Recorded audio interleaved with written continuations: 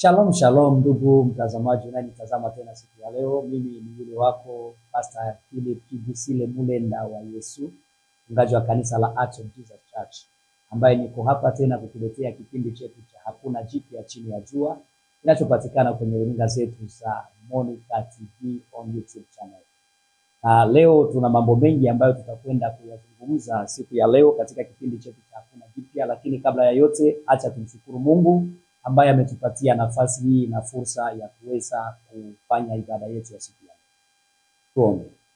Bwana wangu na Mwokozi wangu Yesu Kristo, ninakushukuru tena siku ya leo kwa kunipatia kibali hiki niwe chombo utakachokitumia kwa ajili ya utukufu wa jina lako. Baba, ninaomba bariki neno lako. Bariki kila nafsi itakayoweza kupata fursa ya kupokea neno hili. Acha neno hili liweze kuzaa matunda ndani ya maisha yake. Izame na kukaa uwezo wa kutafakari neno na kulipokea kwa upendo. Acha utukufu na sifa zote zikurudi Yesu Kristo kupitia kipindi katika jina lako Yesu Kristo, Bwana na Mwokozi wa maisha. Amen. Na ndugu yangu mtazamaji, kama nilivyotangulia kukwambia ya kwamba mimi ni mchungaji Kibisile Mulenda, na lengo langu kubwa hapa ni kuja kukuletea kipindi cha neno la Bwana ambacho kinaenda kwa title ya Hakuna Jipya Chini ya Jua. Na ninaposema kwamba hakuna jipya chini ya jua, ina maana ya kwamba haya yote tunayoyaona leo yamekwisha kuwepo, na yale yote ambayo tunayaona tena leo ndio yatakayokuja tena baadaye. Kwa hivyo ndivyo Biblia linasema katika kitabu cha Mhubiri sura yake ya 3 Mhubiri sura ya 1 mstari wake wa 9 hadi ule wa 10. Bwana Yesu asifiwe sana. Kwa hiyo tuelewe ya kwamba hakuna jipya chini ya jua. Tunayoyafanya kuna watu wameshawahi kuyafanya. Na lengo haswa ni kutaka kukuelewesha ya kwamba ikiwa unalolifanya limewahi kufanywa na watu wengine, basi kuna watu waliofanikiwa katika njia hiyo. Tamani ujue ni nini walichokifanya hadi wakafanikiwa. Na kuna watu ambao walifeli. Tamani ujue ni nini walichofanya wakafeli katika maisha, ili uepukane na kufeli kama walivyofeli wao. Usije ukafanya kitu kama ni wewe ndiye mwanzilishi wacho katika dunia ambayo watu wengi wamefanya mambo, itakuwa ya baraka. Bila shaka siku ya leo tutakwenda kusoma somo letu. Tutaenda kusoma katika maandiko matakatifu kwenye kitabu cha Danieli sura yake ya 5 mstari ni ule wa 1 hadi ule wa 6, na mimi ninasoma katika jina la Yesu Kristo. Belshaza mfalme aliwafanyia wakuu wake 1000 karamu kubwa, akanywa divai mbele ya 1000 hao.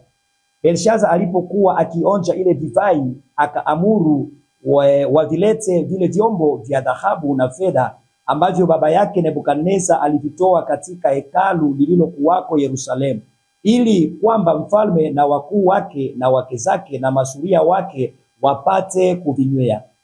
Basi wakavileta vile vyombo vya dhahabu vilivyotolewa katika hekalu la nyumba ya Mungu lililokuwako Yerusalemu, na mfalme na wakuu wake na wake zake na masuria wake wakavinywea. Wakanywa divai, wakaisifu miungu ya dhahabu na ya fedha na ya shaba na ya chuma na ya miti na ya mawe. Saa hiyo hiyo vikatokea vidole vya mkono wa mwanadamu, vikaandika katika chokaa ya ukuta wa nyumba ya enzi ya mfalme, mahali palipo kikabili kinara. Naye mfalme akakiona kitanga cha ule mkono ulioandika. Ndipo uso wa mfalme ukambadilika, fikra zake zikamfadhaisha, viungo vya viuno vyake vikalegea, magoti yake yakagongana. Amen. Bwana Yesu asifiwe sana. Kama unaandika ndugu yangu, nitakusi uandike title yetu ya siku ya leo. Inazungumza kuhusu kila nafasi na fursa tunayopewa na Mungu ni kwa ajili ya utukufu wake. Kila nafasi au fursa tunayopewa na Mungu ni kwa ajili ya utukufu wake. Na kuna mambo kadha ambayo tutayagusia siku ya leo, lakini jambo nataka uliweke katika moyo wako ni kwamba chochote ambacho Mungu anakupatia, nafasi yoyote ambayo Mungu amekuweka kwayo au juu yake, ujue ya kwamba Mungu, jambo la kwanza, hakupi kwa ajili yako wewe, anakupa kwa ajili yake. Ikiwa ni cheo, Mungu akikupa cheo chochote, elewa ya kwamba Mungu hakupandishi cheo kwa ajili yako. Cha kwanza kabisa anachokiangalia Bwana, anapokupa cheo, anakupa cheo kwa ajili ya utukufu wake. anakupa cheo ili kupitia kile cheo anachokupa yeye Mungu atukuke. Anakupa mamlaka ili kupitia yale mamlaka anayokupa yeye Mungu atukuke.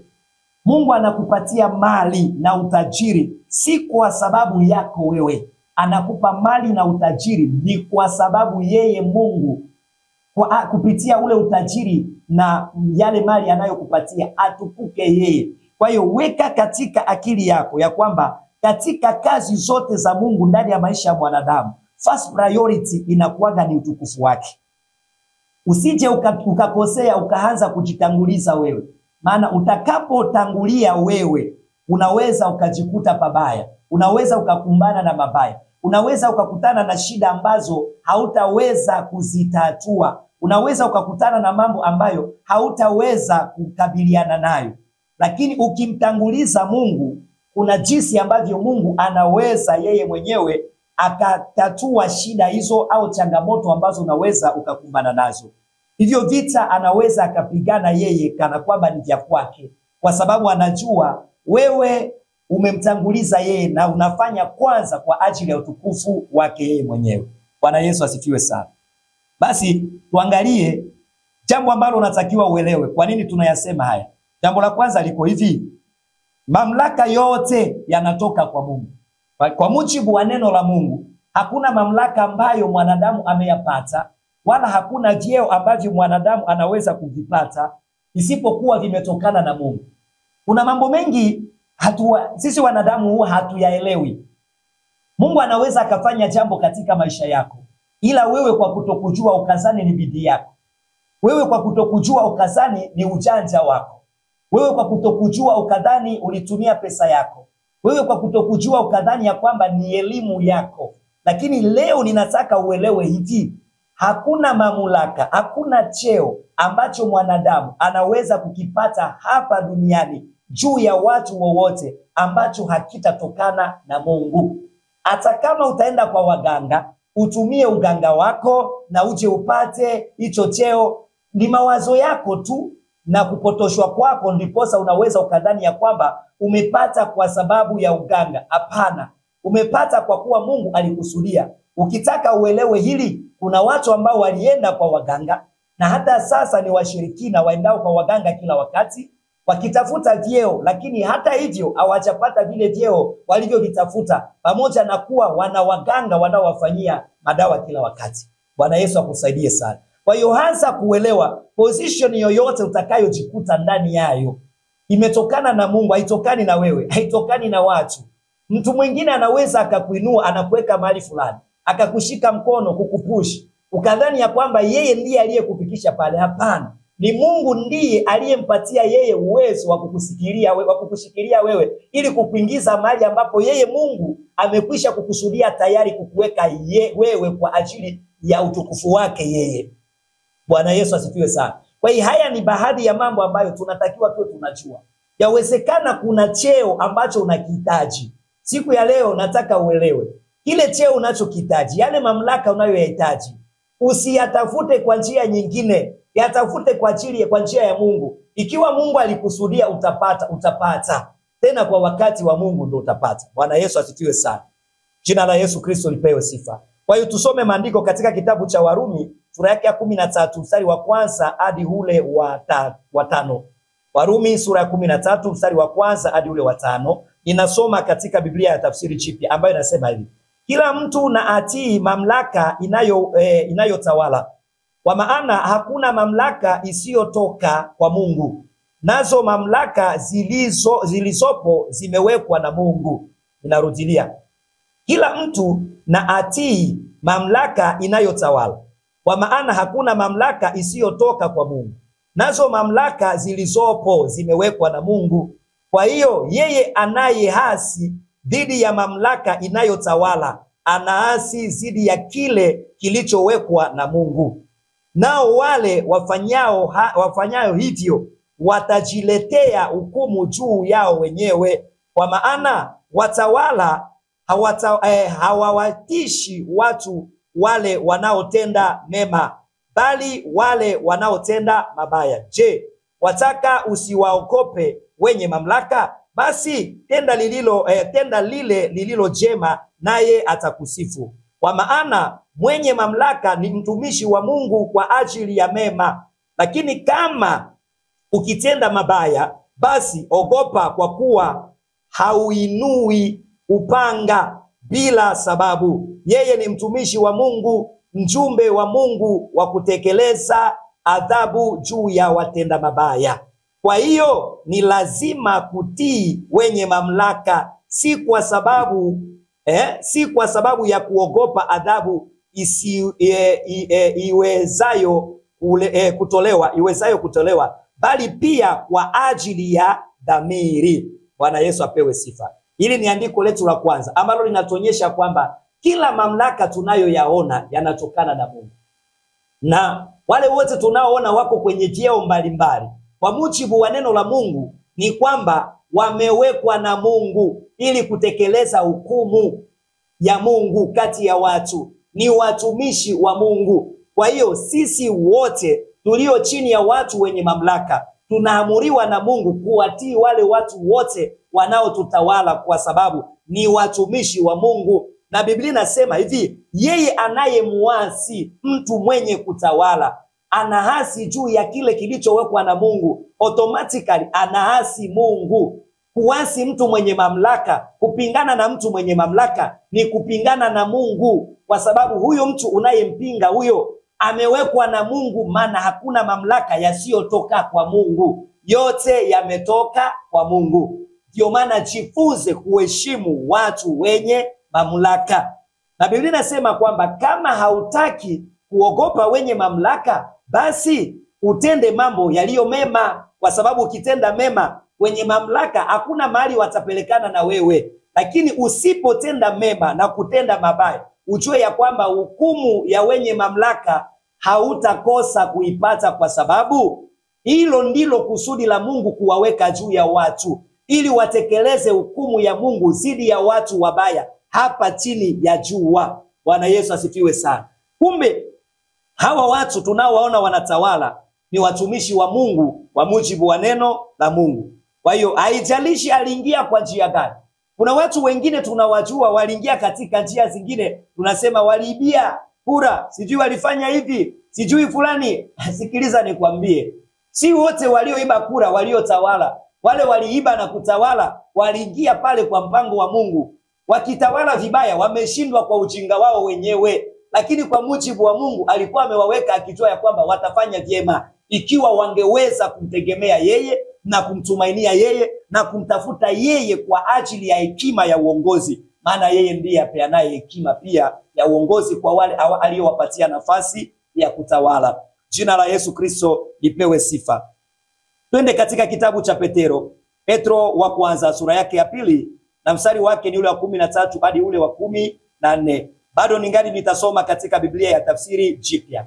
Kwa ajili ya Bwana tiini kila mamlaka iliyowekwa na wanadamu, kwa mfalme, kwani ndiye aliye na mamlaka ya juu zaidi, au kwa maafisa aliyowaweka, kwa kuwa mfalme amewatuma ili kuadhibu wale wanaokosa na kuwapongeza wale watendao mema. Bwana Yesu asifiwe sana. Aseme kwa ajili ya Mungu, kwa ajili ya Bwana, kwa ajili ya Mungu tuitii mamlaka iliyowekwa na wanadamu. Yaani yale mamlaka yanaonekana yaliwekwa na wanadamu, lakini hayajawekwa na wanadamu, yaliwekwa na Mungu kupitia wanadamu. Na ndiyo maana kwa ajili ya Bwana tuyatii hayo mamlaka.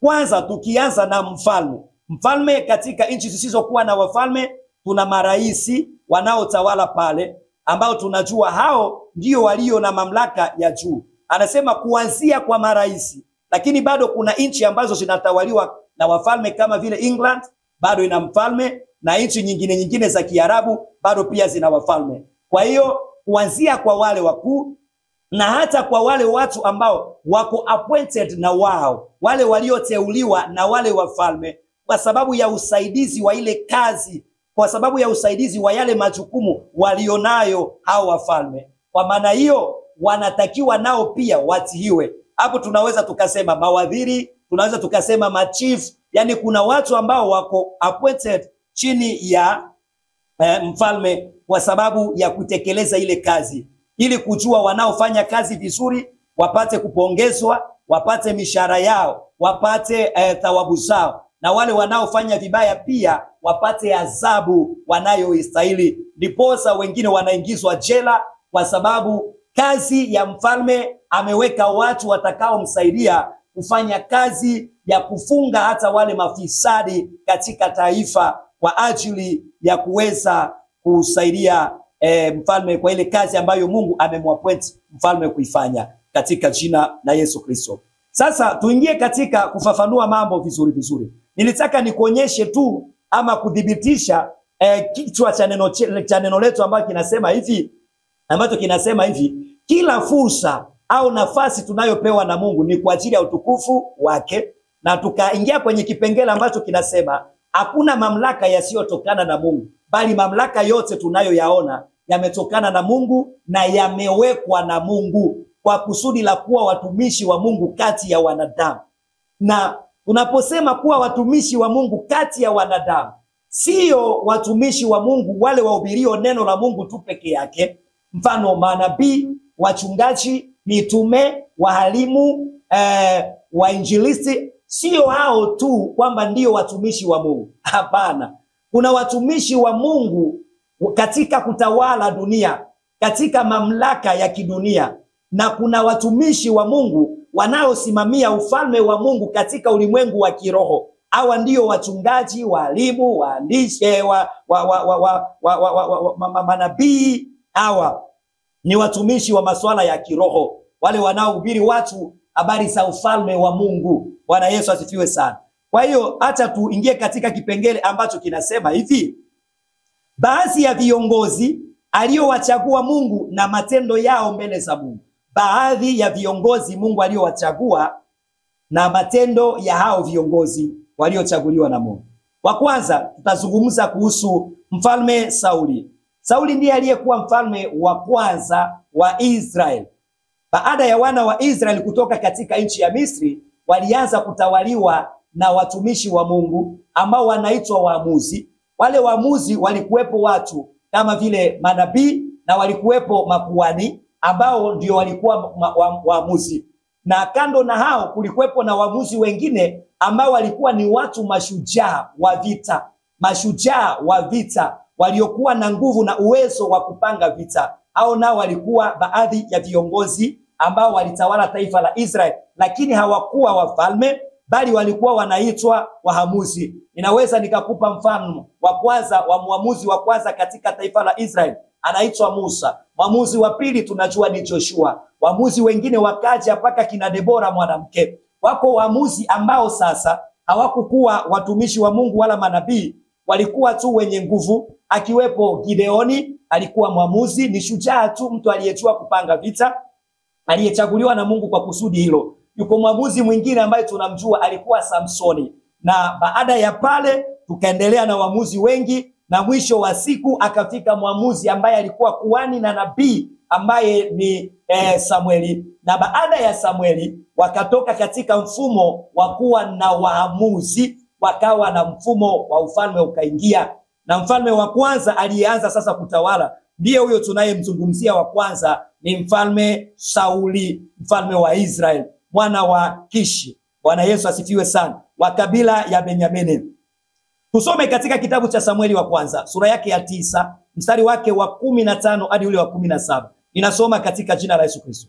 Basi Bwana alikuwa amemfunulia Samueli siku moja kabla ya Sauli hajamwendea, akisema, kesho wakati kama huu nitakuletea mtu katika nchi ya Benyamini, nawe mtie mafuta ili awe mkuu juu ya watu wangu Israeli, naye atawaokoa watu wangu na mikono ya Wafilisti, maana nimewaangalia watu wangu, kwa sababu kilio chao kimenifikiria.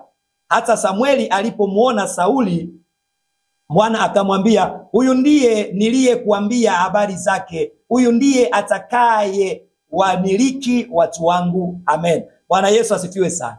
Unaelewa ya kwamba Sauli alichaguliwa na Mungu kabisa kuwa mfalme wa Israeli. aliteuliwa na Mungu kabisa. Na maandiko yanasema ya kwamba Sauli, habari zake, Samueli alikuwa ameshaambiwa habari za Sauli na Mungu ya kwamba kesho nitakuletea mtu kutoka nchi ya Benyamini ambaye atakuja kwako, lakini umpake mafuta ili awe mfalme atakaye watawala watu wangu Israeli.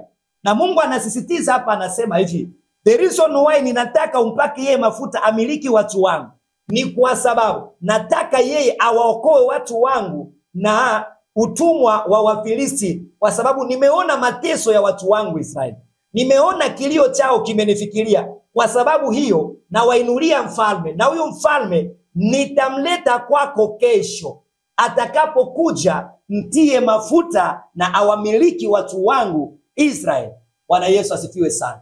Jina la Yesu Kristo lipewe sifa. Sasa nisikilize. Samueli ndiye aliyejua habari hizi, kwa sababu alifunuliwa na Mungu. Lakini Sauli mwenyewe hakuwa na hizi taarifa, maana Mungu hakuzungumza na yeye kitu chochote. Ila maandiko matakatifu yanaonyesha hivi, njia ambayo Mungu aliitumia ili kumpeleka Sauli kwa Samueli ni kupoteza punda za baba yake na Sauli ambaye ni Akishi. Punda za baba yake na Sauli zilipotea. Alafu babaye Sauli akamwambia Sauli, chukua mtumishi mmoja kati ya watumishi wangu, nenda mkawatafute punda wangu waliopotea ambao ni wadogo. Kwa hiyo Sauli alienda kutafuta punda za baba yake. Akatafuta punda asione punda. Wakati walipoona muda umekwenda na punda hawajapatikana, wakapeana mawazo Sauli pamoja na yule mtumishi, tujaribu kutafuta mwonaji, yani nabii, mtu ambaye anaweza kututabiria habari za hizo punda zilitembea namna gani. Wakashauriana, ndipo walipopata wazo la kumtafuta Samueli, wasijue ya kwamba tayari Samueli ana taarifa za ujio wao. Wasijue ya kwamba wanachoendea kule kwa Samueli sio punda, bali ni ufalme wa Mungu.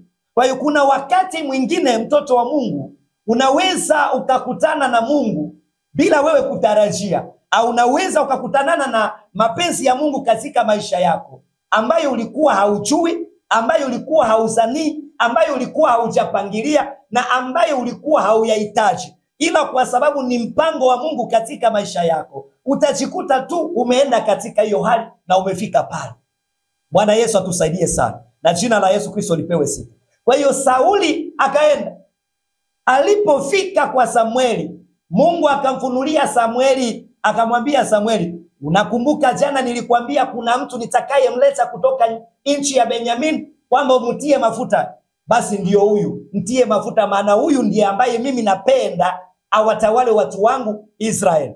Kwa mujibu wa neno la Mungu ni kwamba Mungu alimpenda Sauli na aliamini ya kwamba Sauli ataifanya kazi yake vizuri ya kutawala taifa lake Israeli, ambalo ni taifa la Mungu. Kama mataifa mengi tunayoyaona hapa duniani ni mataifa ya Mungu, na nyinyi watu mnaotawala juu ya wale watu, lazima mjue ya kwamba mnatawala juu ya watu wa Mungu, mnatawala juu ya kazi za Mungu, watu walioumbwa na Mungu kwa mfano wake, watu walioumbwa na Mungu kwa kusudi la Mungu mwenyewe, watu walioumbwa na Mungu kwa ajili ya utukufu wa Mungu mwenyewe. Kwa hiyo sio kwa ajili yenu nyinyi.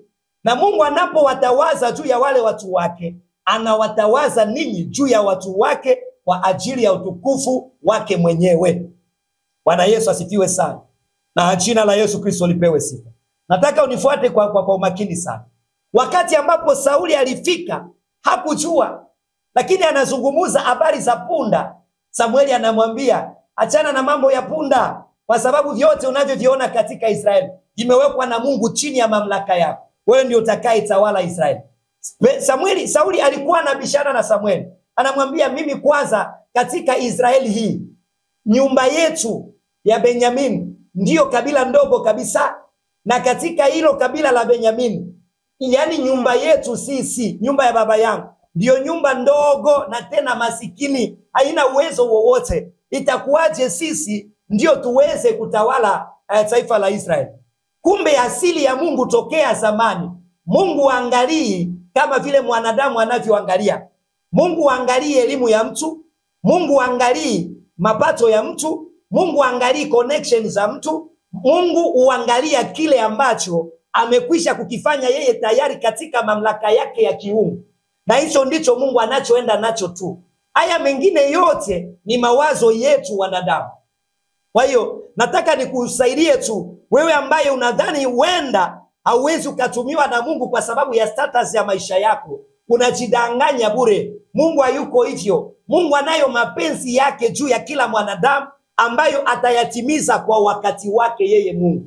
Na ule wakati wa Mungu utakapofika, hata angalia umetoka kabila gani, umetoka katika jamii gani, familia yako ina background gani. Mungu angalii hivyo. Yeye anaangalia tu kama Mungu mwenye mamlaka, yeye awafanyaye watawale juu ya watu kwa nguvu zake na kwa uweza wake mwenyewe. Jina la Yesu Kristo lipewe sifa. Haleluya. Basi tunaona mfalme Sauli amewekwa. Lakini sasa hata kama Mungu alimtawaza Sauli awe mfalme juu ya Israeli, hata kama Mungu alimwamini Sauli, hata kama Mungu angejivunia Sauli, swali ni je, Sauli alitenda yaliyoje mbele za Bwana? Je, alikuwa mwaminifu? Alifanya vile ambavyo Mungu alitaka? Alikuja kuwa kile ambacho Mungu alitarajia? Aliwaokoa Israeli kama Bwana alivyotaka, au ilikuwa namna gani? Hebu tutafakari kupitia maandiko matakatifu matendo ya Sauli mbele za Mungu. Bwana Yesu asifiwe sana. Samueli wa kwanza sura yake ya 13 na mstari wa 13 hadi ule wa 14. Samueli wa kwanza sura ya 13 mstari wa 13 hadi ule wa 14. Ninasoma katika jina la Yesu. Neno la Bwana linasema, acha nisome katika tafsiri jipya. Samueli akasema, umetenda kwa upumbavu huku yashika maagizo ya Bwana Mungu wako aliyokupa. Kama ungelitii, angeudumisha ufalme wako juu ya Israeli kwa wakati wote. Lakini sasa ufalme wako hautadumu. Bwana amemtafuta mtu aupendezaye moyo wake, amemchagua awe kiongozi wa watu wake, kwa sababu huku yatii maagizo ya Bwana. Bwana Yesu asifiwe sana. Ona sasa mambo yameanza kubadilika. Sauli aliyejulikana na Mungu kwamba yeye ndiye atakayefanya kila ambacho Mungu anapenda katika Israeli, maandiko anasema ya kwamba hakufanya hivyo. Alifanyaje sasa? Biblia inasema hivi, una wakati ambao Samueli alimwambia Sauli hivi ambavyo nimekupaka mafuta, inakubidi upande Gilgali, ukae Gilgali huku unisubiri kwa muda wa siku 7. Baada ya siku 7 nitakuja, kisha tutatoa dhabihu ya kuteketeza mbele za Bwana, alafu mambo mengine utaanza sasa. Sauli akaenda Gilgali, akaletea watu wakakusanyika pamoja naye kule Gilgali, wakiwa wanamsubiri kuhani Samueli aje ili wateketeze dhabihu ya kuteketezwa mbele za Bwana, kisha mambo mengine yatokee. Sauli alipokuwa na watu wakisubiria Samueli muda wa zile siku 7, maandiko anasema wakapata taarifa ya kwamba Mikmash, moja kati ya miji ya Israeli, umechukuliwa na Wafilisti, na Wafilisti wameivamia Israeli. Bwana Yesu asifiwe sana. Sasa watu waliokuwa na Sauli wakaanza kumpatia pressure, fanya jambo. Lakini Sauli anasema siwezi kufanya jambo, maana nimeambiwa na Samueli nimngoje. Watu wakasubiri siku ya kwanza, siku ya pili, siku ya tatu. Watu wakaanza kuboeka, kungojea, wakaanza kutawanyika na kumwacha Sauli. Sauli alipoona watu wameanza kumuacha, akavumilia mpaka siku ya 7 ikafika. Ile siku ya 7 ilipofika, watu wanaendelea kumwacha tu, akaamua kuagiza wampatie yeye dhabihu, akaiteketeza kwenye madhabahu bila kusubiri Samueli ambaye ndiye kuhani mwenye mamlaka na ruhusa pekee kutoka kwa Mungu ya kuteketeza dhabihu ya kuteketezwa. Maana dhabihu ya kuteketeza si kila mtu aliyekuwa na ruhusa ya kufanya hiyo kazi, isipokuwa tu kuhani aliyewekwa na Mungu kwa kusudi hilo. Na katika enzi hizo na wakati huo aliyekuwa na ruhusa hiyo ilikuwa ni Samueli peke yake. Lakini kwa sababu ya kuwaogopa watu, kuachwa na watu, na taarifa alizozipata juu ya Wafilisti kwamba wanakuja, akajitwika jukumu yeye mwenyewe, akaanza kufanya kazi ya kuteketeza dhabihu. Mungu atusaidie sana.